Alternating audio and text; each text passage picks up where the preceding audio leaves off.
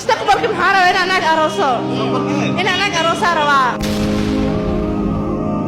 tarbiyadda iyo akhlaaqda wanaagsan iyo caqiidada uu qofku aaminsan yahay waxa ay ka soo bilaabataa gurigii uu ku dhashay, waalidkii dhalay, iyo sida ay u soo barbaariyeen. Ugu horreyn, haddii aad nagu cusub tahay, nagu soo biir. Haddii aad horey noola joogtayna, muuqaalka share iyo like hanaga hilmaamin. Mahadsanid. naaga daaros mugta waxa isku soo kordhinaysa malaha mugta أدنك أبدأ ونقلين أنا سنة محل واحد البنات مشيئا Waxaa baraha bulshada Soomaalida maalmihii u dambeeyay la isla dhex marayay muuqaalka gabadhan Soomaaliyeed oo lagu wareysanayo meel fagaare ah oo ah meelaha Soomaalidu ay ka badan yihiin, in ay tahay wadankii iyo in ay tahay magaalooyinka kale oo wadamada kale oo Soomaalidu degto. Mid ay tahay anigu ma sheegi karo, oo muuqaalka qayb yar ayaan ka arkay oo gabadhan lagu wareysanayo, balse gabadhan ayaa makareefan lagu weydiiyey, nin wadooyinka iska maraya uu weydiiyey maxaad jeceshahay mustaqbalka ama maxaad rajaaha nolosha ka leedahay. Iyaduna waxay ugu jawaabtay waxaan mustaqbalka ay rajaynayaa in aan gabar kala guursado.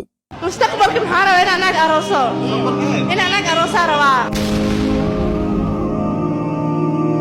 naaga daaros mugta waxa isku soo kordhinaysa malaha mugta أدنك أبدأ ونقلين أنا سنة محل واحد البنات مشيئا amsoona masiinka dalbanaya أنا فارس مكجري oo waxa ay taagan tahayba adduunka casri ayuu noqday oo Amazon ayaad ka dalbanaysaa waxa aad rabtid. Taasna waa caqiida yarida iyo barbaarid la'aanta iyo caqiida la'aanta haysa dadkeena qayb ka mid ah. Gabadhani waa gabar yar oo la bedelay caqiidadeedii iyo wax walba ay aaminsaneyd iyo qiimaheedii qofnimadeediiba la gatay.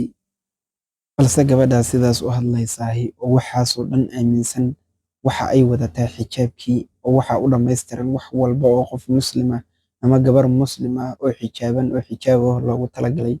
Waxa ay wadataa xataa indho shareer oo wax ka dhimani ma jiro, balse waxa ay aaminsan tahay iyo waxa ay wadatahay waa wax kala duwan. Oo waxaa laga yaabaa dharka ay xiran tahay inay u xiranaydo si waalidkeeda iyo dadka arkayaahi ama dadka ay la degan tahay aysan u dhihinin ayaa diintaadii miyaad bedeshay oo aysan ula dagaallamin.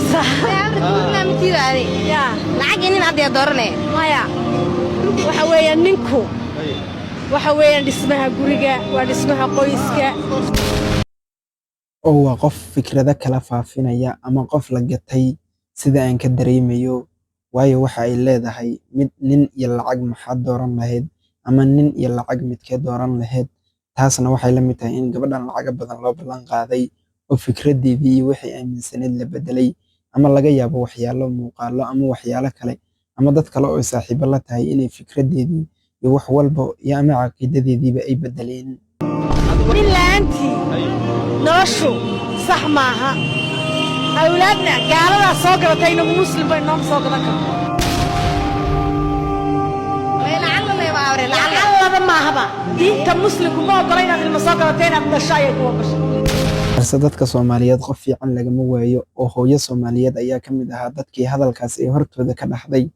Hooyadii ayaana waxay isku dayeysaa marka makareefka soo gaaro in ay si fiican wax ugu sharaxdo oo ay u sheegto qiimaha ay leedahay diinta Islaamku iyo qiimaha ay leeyihiin ragga Soomaaliyeed iyo in la isguursadaahi waxa ay leedahay iyo waxa laga faa'iido. nin la'aantii noloshu sax maaha. awlaadna gaaladaa soo gadatay inagu muslim bay nooma soo gadan karto lacallaba maahaba. diinta muslimku ma ogola inaad ilma soo gadatay inaad dhasho ayay ku ogashay.